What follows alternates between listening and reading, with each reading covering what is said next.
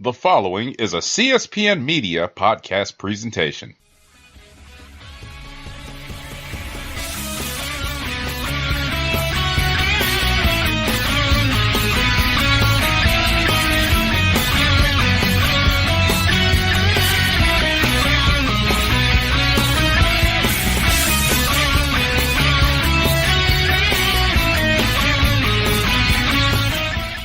Hello, and welcome to Cast a Strong Style.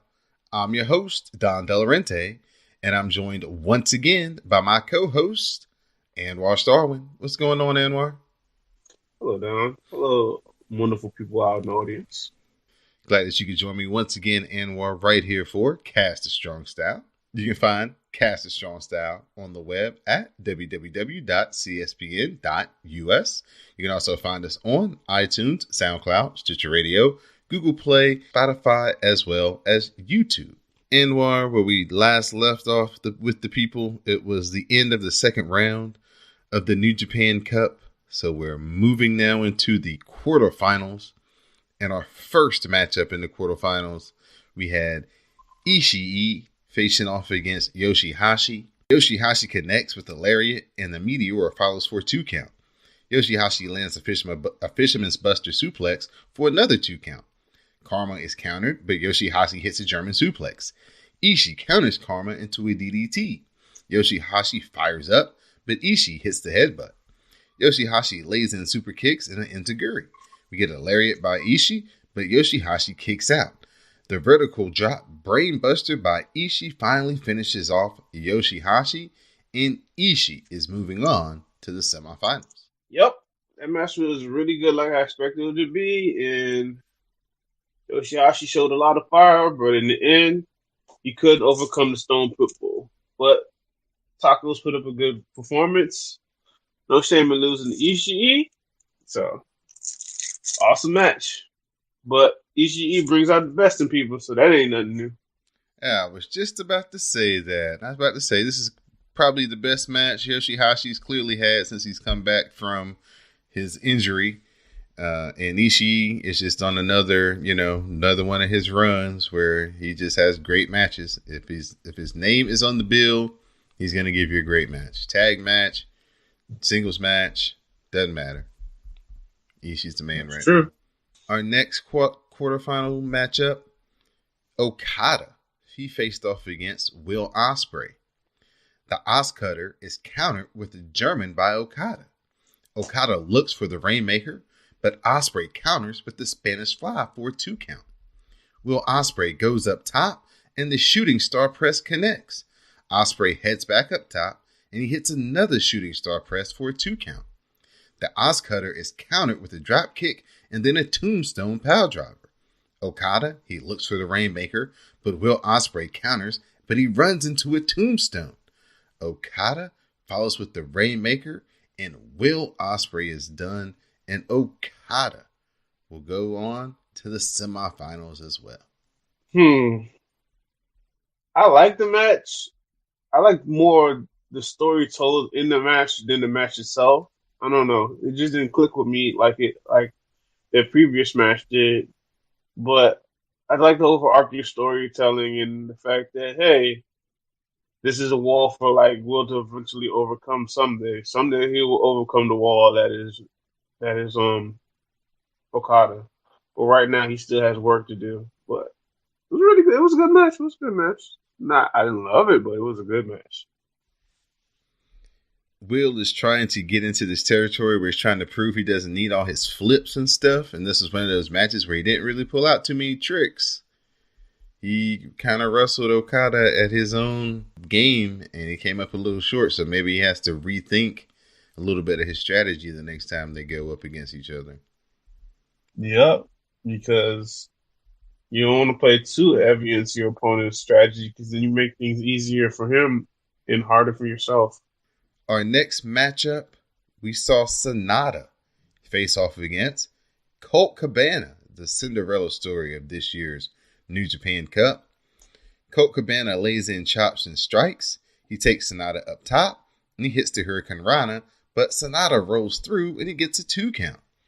We get a skull in, and then Sonata transitions into the anarchist suplex. Sonata goes up top, and the moonsault catches the knees, and Colt Cabana cradles Sonata for a 2 count. Sonata rolls through to counter the Superman pin. Colt Cabana misses the second Superman pin attempt, but he counters the skull in for a 2 count.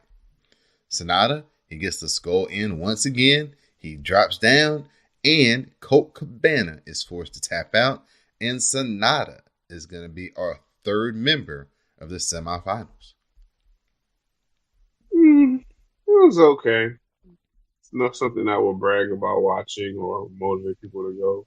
But it was good for Colt. He had the opportunity. It was okay, match. He got a chance to show a little bit of his comedy, a little bit of his wrestling.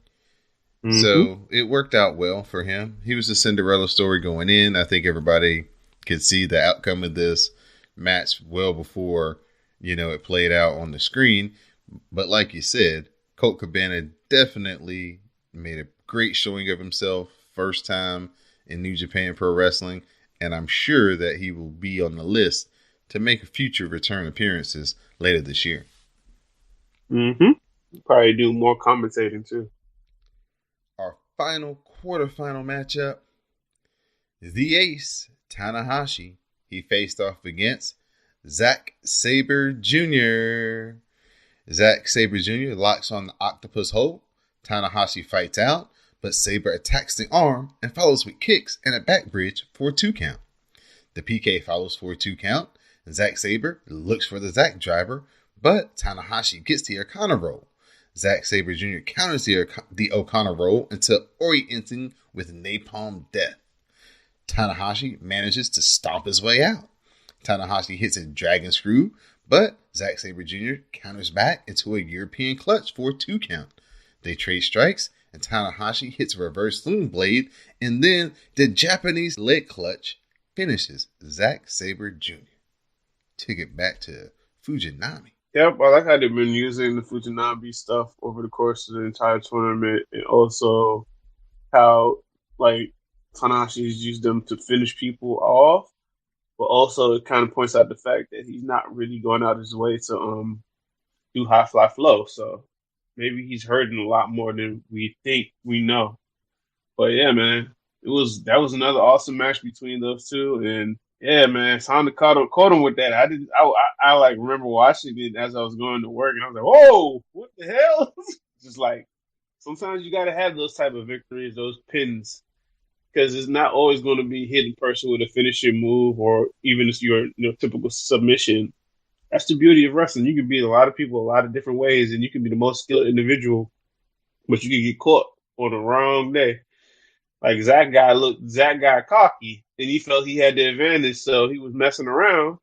He messed around too much. You can't mess around with the ace. The ace will catch you, and the ace caught him, and that was it. They don't call him the ace for nothing. I really enjoyed this match. As everybody knows, I'm a huge Zack Sabre Jr. fan.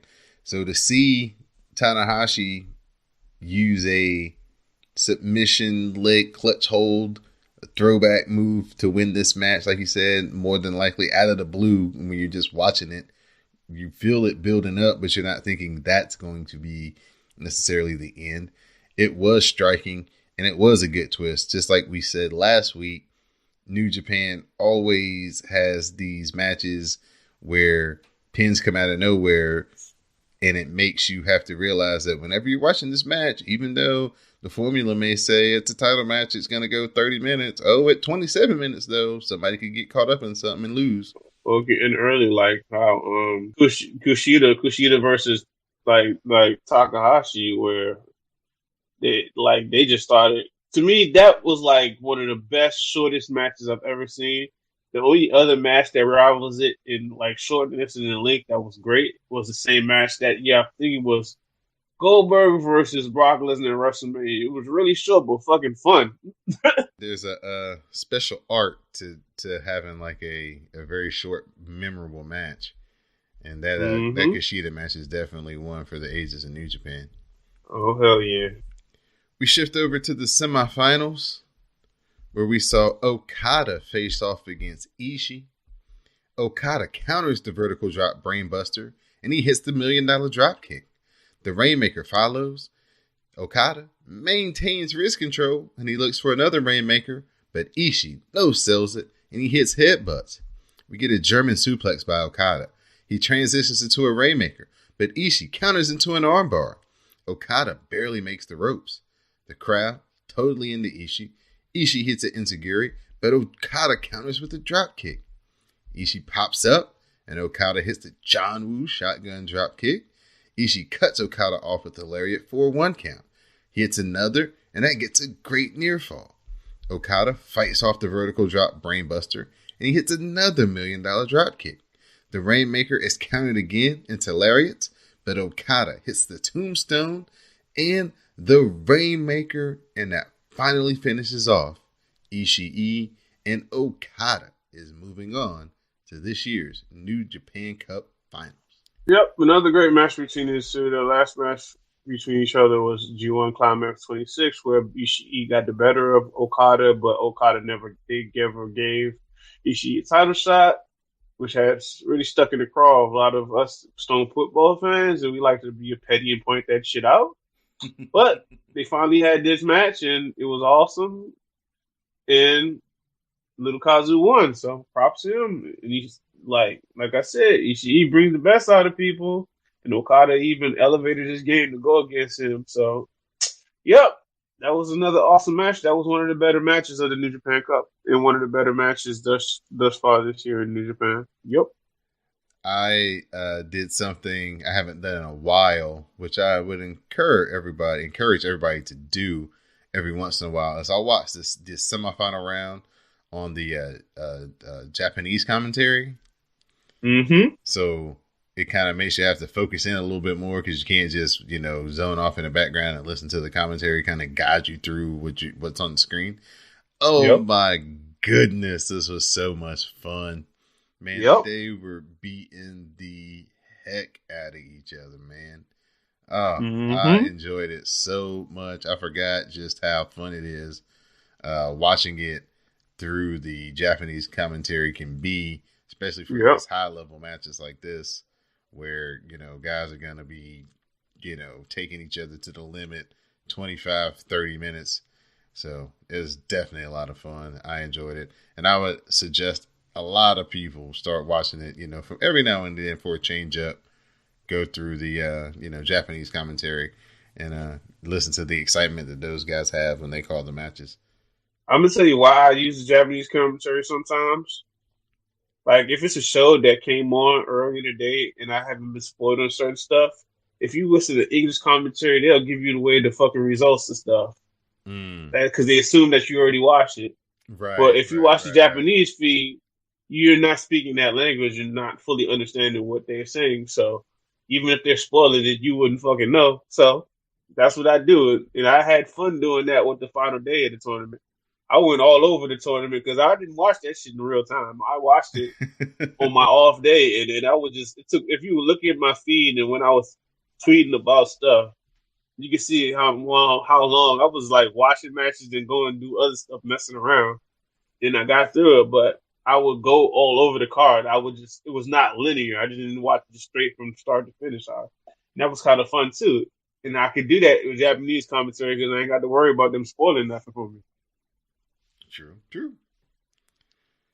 Our final semifinal match, we saw Sanada take on Tanahashi, the two pupils of the great Muta. So Sanada hits the Anarchy Suplex. Sanada then hits the Tiger Suplex for a 2 count. The Skull End follows. He drops down with the hole and Tanahashi is fading. Sanada releases. He heads up top and he hits the moonsault. He goes up top for a second moonsault, but Tanahashi gets the knees up and he cradles Sanada for a 2 count.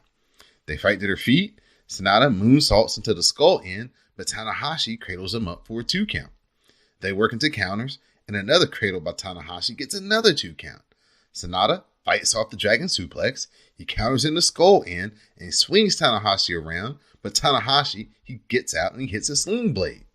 Tanahashi follows with another Sling Blade, and that gets a 2 count.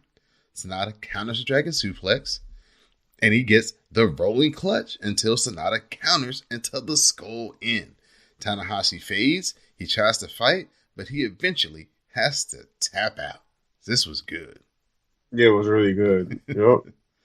People complain about Sonata and not being in really awesome matches. Well, this is an example of Sonata being an awesome match. So can't say he doesn't have he can't deliver in certain situations. Just needed more often or whatever. He definitely shifted into the higher gear we always ask about from him in this match.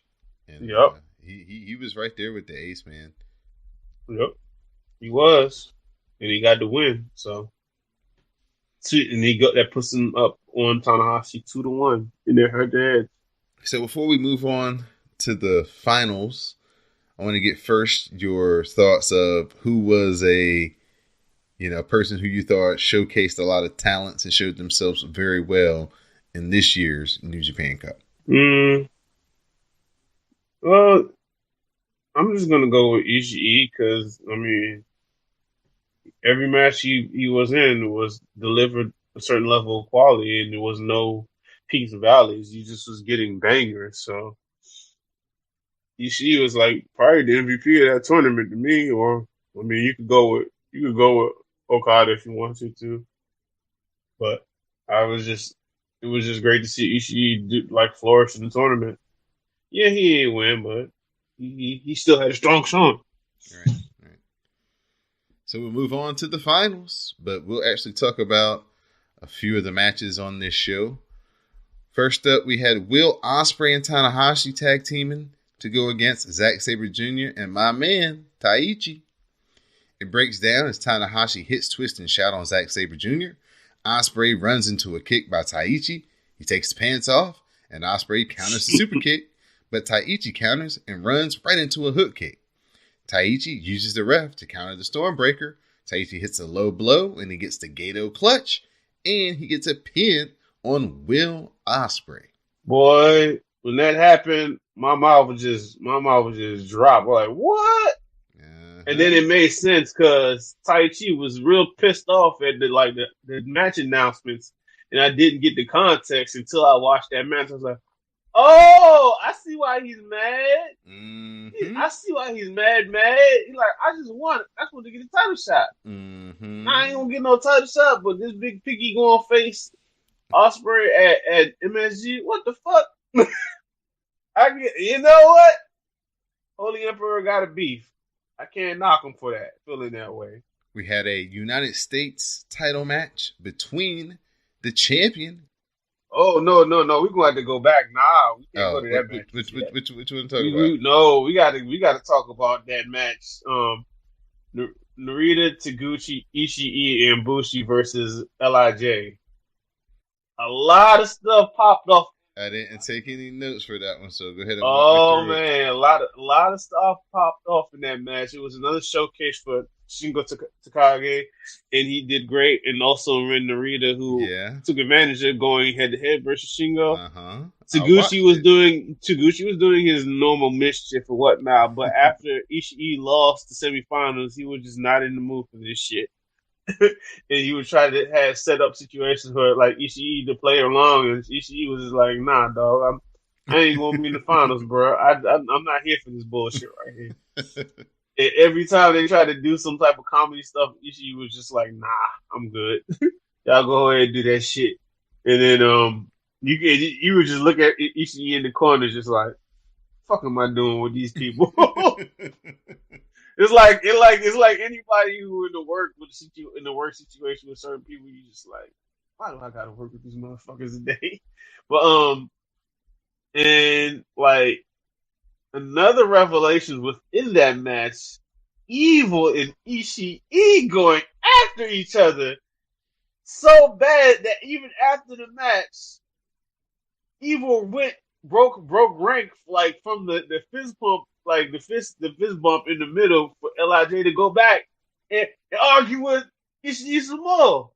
Even there was pictures of them like fighting each other in the back. So, man, that is a match that is going to be fun whenever it happens on that Dontaku tour. Cause man, I have never seen Evil be that fucking mad in my life. He was mad. It's like, wow, just like he was just so damn mad. Like he was so mad that he just like he usually stays with his teammates, and he just like, no, I'm gonna go back and fuck up Ishii some more. So I was like, and then I think I was like, yo, that's gonna be wild. Oh yeah, I forgot. Naito and Ibushi being a bit of a dick to like Naito after Naito was indeed a bit of a dick to him for like a couple matches.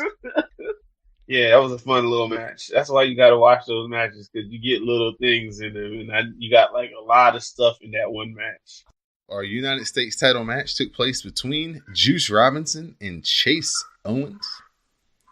Chase Owens tosses powder in Juice Robinson's face, and he low blows him. Juice manages to hit the juice box and covers for a 2 count. Owens looks for the package pile driver, but his back gives out. Chase tries again, but Juice escapes and hits the left-handed god. The powerbomb by Juice follows for 2 as Jado pulls out the ref. Fale comes down and he spears Juice Robinson. Owens gets the U.S. title and he ends up hitting Bad Luck Fale by accident. Juice dumps Fale to the floor, takes out Jado, and then he hits the pulp friction on Chase Owens to retain the United States title. After the match, Bad Luck Fale attacks Juice Robinson, but Mikey Nichols makes the save. I like this match. Even with the bullshit, I like the match. That's surprising. And I'm not a person that likes the bullshit, especially in Japan. But it didn't offend me. I like the match. I like how Juice came out ready to throw hands. It's like he wasn't playing around. Came out after the ring. Took off his gear and dropped his title and just ran and started throwing hands. I was like, this is a fight. It was like this match was just different from the other matches. Like, give you a unique old flavor, and I enjoyed it, man. I enjoyed it. I like this match. Chase is that dude. Chase just need opportunities. I just looked at the timestamp for this match. I was like, damn, I didn't know it was that long, but it was a good match, so I didn't really trip off the time. I thought that you were going to have a lot of negativity because of so much of the, as you like to say, bullshit that they threw into this match. Because my goodness, Juice Robinson had to overcome everything in this match, but it just added to it, and and those two guys pulled off a great title match. Great match to set up the New Japan Cup final. I thought that, like you said, Chase did a great job. And I like the seriousness of Juice. You don't really see him come out and be serious. Most of the time he's fun-loving and joking around with the crowd and giving out the glasses and dancing and, doing the gyrating. And he wasn't doing any of that. He had the stone jaw. And like you said, he disrobed at the top of the aisle and he just ran down and came in there for a fight. And it was on from the time the bell rung until it ended. Yep. Good showcase from those two gentlemen.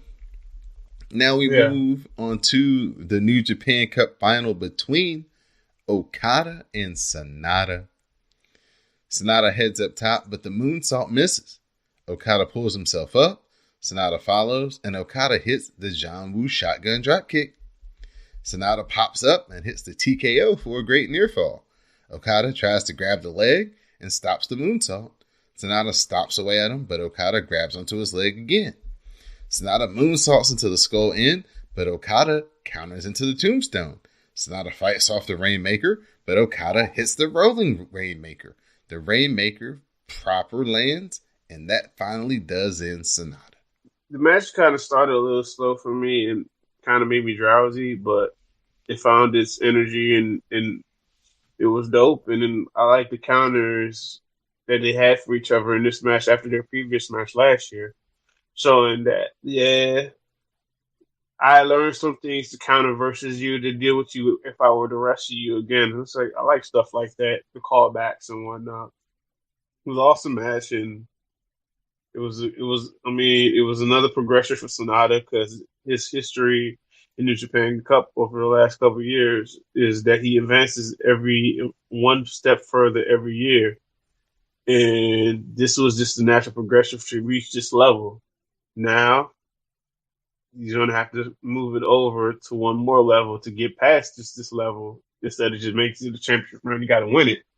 But we'll see how that plays out over the year. But it was the last couple matches were really big for Sonata, and I'm glad he had these opportunities to show that he could be a main eventer, and he can bring those high quality matches when given the opportunity and the right proper opponent.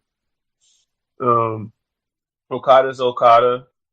Not surprised that he won it. They won. He's a franchise player, and they need a franchise player to be in a position at MSG. So it was really only him or Tanahashi or Bushi or maybe Naito that could win this tournament. And with those others going out early, it all signs pointed to Okada.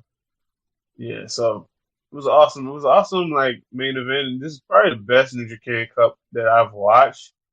Even with the expanded field, they might have to think about keeping the field this level, and maybe throw some more surprises like upsets too again, because you don't want to go too chalk with it. That's no fun in a tournament, single elimination tournament at least. But yeah, man, this was an awesome tournament, awesome matches. Yeah, but it doesn't make the wait for G1 that bad because this was really cool and you can always go back and revisit a lot of these matches. I'm pretty sure I'm going to be revisiting those semifinal matches, the final match, and quarterfinal matches here and there. Because even opening like tournament match with Bushi versus Naito. So, man, this was a cool tournament. It was a great cap to everything. I'm like you. I definitely enjoyed this year's tournament. I love the matchups. I love seeing Zack Sabre Jr. and Tanahashi going at it. Naito and Ibushi in the first round. That was just a spectacular match. Couldn't believe he got knocked out so early, but oh well. That's the way it goes sometimes. So yeah, we can. Yep. And then Ishii, his performance, like you said, just being the MVP of this year's tournament. I am definitely glad that I took the 12 days out of my schedule to make sure that I watched these matches. They were very easy to watch on New Japan World. So if you haven't watched the tournament and want to catch up and see what the hype is about, definitely head over there. Check out some of these matches that we talked about, that we highlighted, and you'll definitely be entertained and see a great high-level tournament play out right before your eyes over on New Japan World. Mm-hmm. So, Anwar, it's time to talk about what's coming up next. Coming up next? April MSG. 6th. Yep. G1 SuperCard. Yep. You will be representing Cast It Strong Style, as you will be in the building. In the building. Just like you should be. You need a sign or something so you can represent for us. Nah, I don't want to be. We don't do that. We don't be doing those signs in the crowd with people trying to watch and blocking the view. We don't do that. So we're gonna go through the card for this historic event taking place Saturday night, April 6th, live from Madison Square Garden. You can watch it on New Japan World. So, and it's not going to be blocked out in the US. Usually you have to wait like 24 hours if they have a US event to watch it on the streaming service, but apparently it's going to be streaming as it happens on all services no matter where you are. So hopefully that is the case. I'm gonna have fun watching that probably on the train home. Cause I'm gonna watch that show and then go take a nap and then just ghost, get back home. The pre-show is going to consist of the Honor Rumble, and one confirmed participant from New Japan is the legend, Jushin Thunder Liger. Yes. So, I don't know how many people are in this, but there's your pre-show battle royal. Our first match on the main card, the Never Openweight Championship versus the ROH World TV title, as Will Ospreay defends his title against Jeff Cobb. Any thoughts? Any who would you like to win? Who you think's gonna win? Uh, Too early to make a prediction. I'm looking forward to this match. I like the contrast of styles, and they looked really good versus each other in the tag match that I saw a couple weeks ago. So Mm-hmm. yeah, man. I expect them to do a really awesome job to set the tempo for the show, like the main card. And I think I got Osprey holding it, retaining, but because he seems like he has unfinished business with Taichi. So yeah, yeah, I'm going with Will to retain. I mean, well, winner takes all, right? Yep. So Yep. I mean, he's a double champion unless some weird stuff happens. I don't know. Yeah, I'm gonna go with Will. We have a special singles match as Dalton Castle is taking on Roosh.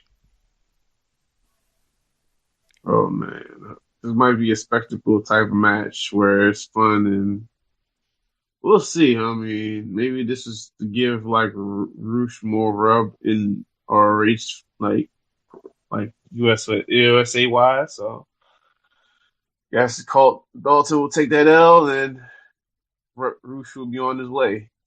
But yeah, I don't know. I don't know how many people are going to sit and watch this match, but I might watch it because I've never seen Roosh live. So yeah. ROH World Women's Championship match. We're going to have Mayu Etowane versus Kelly Klein. Eeny, meeny, miny, mo. So if you want to go, eeny, meeny, miny, mo. My mother told me to pick this one right over here, but I changed my mind to this one right over here. Retains, she retains.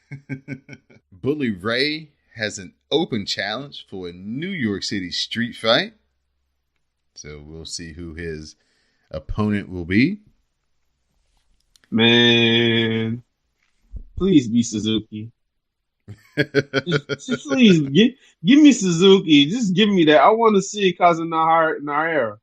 I want to sing that song. I want to sit there, sing that with the crowd, man. I want that moment. Give me that moment, please, wrestling gods. Please give it to us. Or if you don't give me that, give me Ishii just beating the crap out of Bully Ray. I'm here for that. Either situation. It's just give me either of those. But I feel like most people probably feel is that it will be flip, go and return it. So That's what's up. So I guess I will go with the Master of Flips. We have our IWGP Junior Heavyweight Championship three-way match between the champion, Taiji Ishimori, facing off against the challengers of Dragon Lee and Bandito. Yo, this is gonna be wild, man. This is gonna be fun. I just expect nothing but just like just flying awesome lucha crap and mixed in with the junior heavyweight style. Man, this is gonna be fun. I hope it steals the show, or it's one of the highlights of the show. Cause man, this is. I'm just smiling thinking about this. This is gonna be dope. We have an IWGP Tag and ROH World Tag Team Championship match. We have a four-way, as we're gonna have Tama Tonga and Tonga Loa, the Gorillas of Destiny, facing off against Brody King and PCO, facing off against Sonata and Evil and the Briscoe brothers. Mm-hmm. I guess. I'm here for Evil and Sonata. Hand waves the rest. I'd like to see what PCO is going to do in front of the biggest crowd that, has got to see him. Worldwide audience, Madison Square Garden.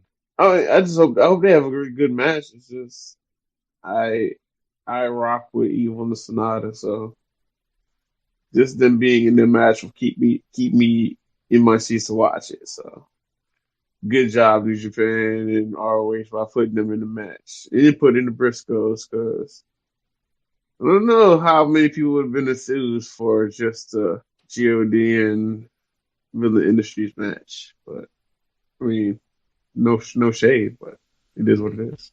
For the British Heavyweight Championship, Zack Sabre Jr. is going to take on the ace, Hiroshi Tanahashi. This is going to be fun, man.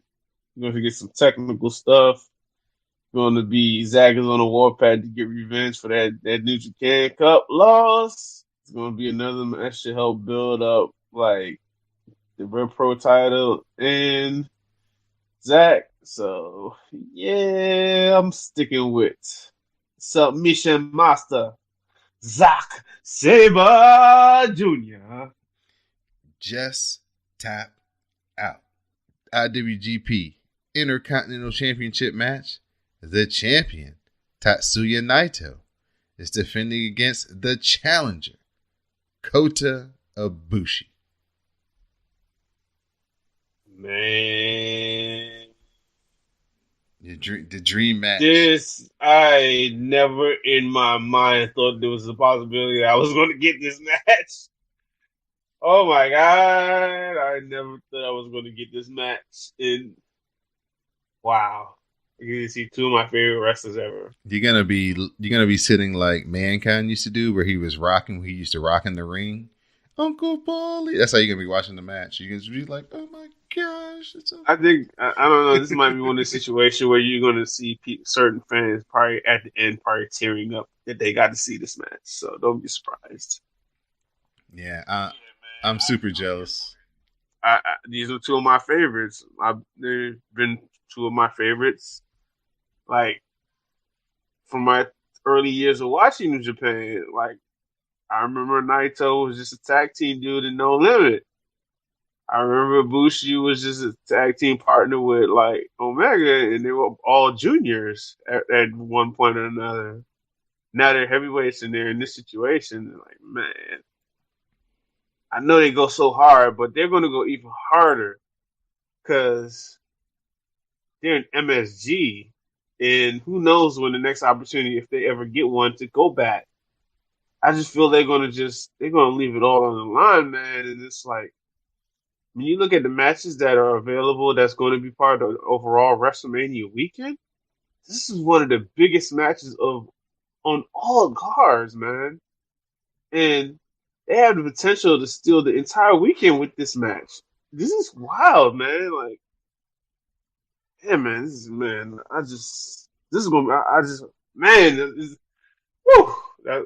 that's gonna be a wild one. I'm ready for it though. Make sure you have all your soft drinks and breaks done for. Oh, it's nothing's gonna cause me to miss this match. Not 1 second of that match. No, this match itself is worth the trip. We're going to have an ROH World Heavyweight Championship 3-way ladder match between the champion, Jay Lethal, defending against the challengers of Matt Taven and the villain, Marty Scurll. I want Marty to win. Most props to Jay. He be putting down for the brothers. He held it down when he was the dual champion. He was a real prick, man, when he had both belts. But now he's on this face run, and he's still pretty good, but it's like, I think Marty need to get that belt and help give some new energy in that main event scene. So I want Marty to win. I'd be happy to see Marty win. But yeah, a ladder match. I mean, yeah, this history with ladder matches in MSG, so that might be that's gonna be a wild one. And then the main event of the evening for the IWGP Heavyweight Championship, the champion, the Switchblade, Jay White, goes up against the Rainmaker, Kazuchika Okada. We're here again right after Jay beat Okada again at Wrestle Kingdom and beat him in a record time. So Okada got some stuff to prove, and if he's the face, you need to come and show it in front of the world so the world can see it. So man, yeah, this is another match that has potential to be one of the biggest matches of the weekend. So yeah, man, this is gonna be dope. I mean, I personally don't like as much as a Okada fan I am. Kind of want to see Jay just hold the title a little bit and just cause more chaos and anarchy. I mean, I don't like transitional championship reigns too much because we just had one with Tanahashi, and I kind of don't want to see a champion on his first reign just lose it back so fast. But I see the booking, and I can't turn my eyes away from it. But Jay's going to be a player, so regardless even if he loses, he's going to be a player, so it don't matter. And he will be somewhere main eventing one of those dome shows coming up, the two Joe shows. So yeah, man, it's gonna be fun. What, man? Those last couple matches of that card is gonna be ridiculous. Yeah, I can't wait to get to talk to you in after that weekend and just get your take on the presentation, the crowd, just everything surrounding it, the fans, how big time did it look, the production, all of that stuff. I'm just so excited to have a chance to talk about the biggest show New Japan's ever ran in the United States and the most famous building in the United States, such a landmark thing in wrestling, and you're going to be a part of it, Anwar. So you're going to be taking part in wrestling history, man. Dave Meltzer ain't going to have nothing on you. And he gonna be here too, I think. No. So. Anybody's gonna be here, but you know what's wrong, man. I know, man. Hey. I know, man. I know. I'm not in the building, and that definitely is something I'm gonna have to correct soon. To the next time, like the weekend when they came to Charlotte, even though all the visas and stuff got messed up for people, I couldn't make that one because my work schedule wouldn't allow me to make it, but that was only like 2 hours away. So hopefully if they do something close again like that, maybe DC will be next. Will be big enough where they could come to DC. I would love for them to come to DC. That would be great. Like, just kind of, can we just like not just go to California all the time? Can we keep having more diverse, like they're starting to do with the G1 show opening night in Dallas and the MSG show in New York? Just open it up to the like country, because everybody doesn't want to pay those rates to go to the same place all the time. If you go to their close, it's like you have wrestling fans. You got to know the demographics of where wrestling fans are. It's a lot of us on this East Coast area, in that South area. Now, if you get anywhere near us, we'll go. Mm-hmm. But asking us to go across the country, man, that's too much. Like, right. We could not, especially multiple times over the course of the year, that's too much, man. Like, because you got to count. We need rooming, board, travel. It's just, man, man. A lot of us ain't got it like that to be making those trips. So, yeah, man. Those shows are actually on New Japan World now, you know, right? Yeah. So yeah, people want to go check them out. They can check them out. It's like they have a lot of different content on that New Japan World. You just gotta just throw yourself in it every once in a while. We're about 2 weeks away from that card taking place. There's gonna be a lot of excitement building up. I'm sure they're gonna have a lot of content on their YouTube page, New Japan World. A lot of press conferences and cool video packages. So everybody needs to go check that out. I know there's going to be some awesome content over there in the next 2 weeks leading up into this big event, with that last 3 matches being the draw that everybody's going to be talking about coming into the weekend for sure. I kind of like the idea, like one of the people I follow on Twitter, I think it's Smooth Wrestling or something. He's like, if you pay attention to comments that Okada has made and stuff, it's like he's leaving openings for people to come and challenge him. And he was like, maybe an Alpha or Omega, like, maybe, because like Jericho probably, that was one of the few persons like Jericho didn't get to Okada or Tanahashi. Those are two people he hasn't gotten to, but he probably would like to work.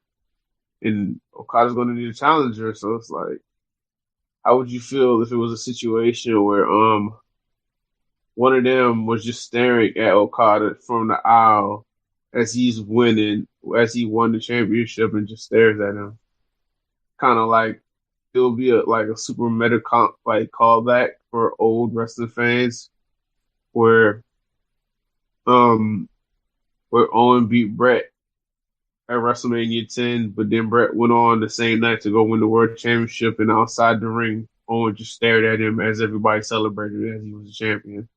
That would be killer. The classic little brother syndrome. No matter what I do, it's not better than what my brother did. Yep.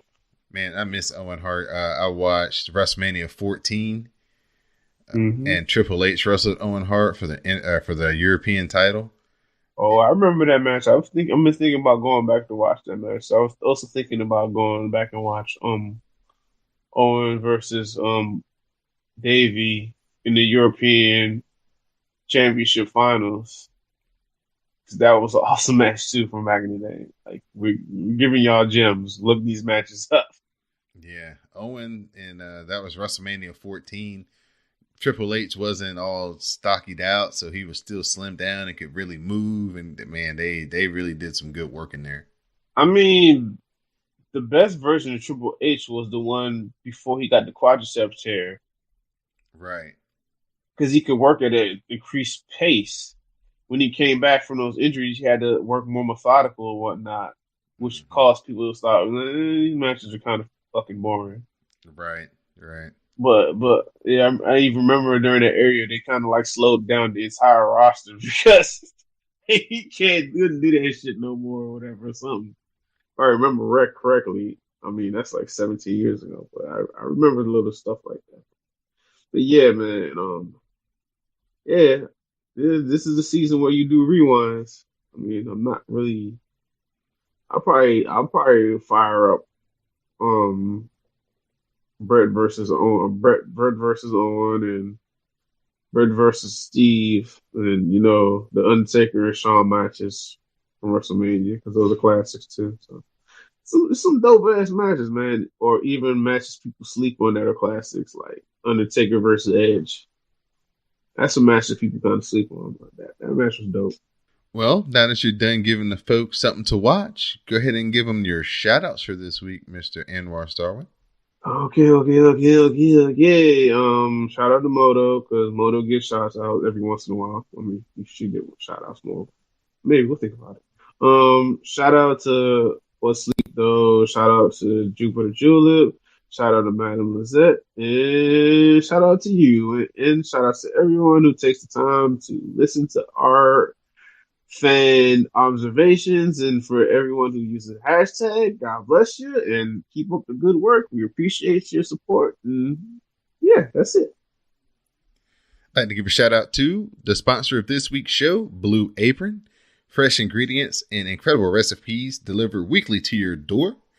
All you have to do is place your first order with Blue Apron, and you can help keep Cash is Strong Style free. You'll also get 30% off your first order with Blue Apron. All you got to do is go to cspn.us, click on the Keep Our Podcast free link at the top of the page. From there, scroll down to Blue Apron, click on the link, sign up, place your order, get $30 free, and you also help keep Cast a Strong Style free on the CSPN this week and each and every week going forward. I also like to give a shout out to everybody who listens to Cast a Strong Style and the WrestleCast, everybody who uses the hashtag Cast a Strong Style when they do live tweet the action on New Japan World. Thank you for being a part of the community. Shout out to the ladies from the Forever Young cast. Shout out to Moto. Also, don't forget, check out the Patreon page, patreon.com/CSPN Media. Check out the Dark Match. Check out Anwar talk about, WWE and why he doesn't watch it and why you guys should watch more and why you wouldn't watch it as much if you had access to more, because there's so much more to watch that you don't watch, and then you complain about the garbage that you do watch each and every week because it doesn't change. Is that about that? Was that about the synopsis of the conversation? You nailed it. All right. So yeah, the dark match is a lot of fun. We get to go in depth on some things we normally don't get a chance to talk about here on Cast of Strong Style or the Wrestlecast as well. So please head over to the Patreon page, check that out, subscribe, become a Backstage Pass member, and you can support the podcast that way as well. So again, for my co-host, Anwar Starwin, I'm Don Delarente, and this has been Cast of Strong Style.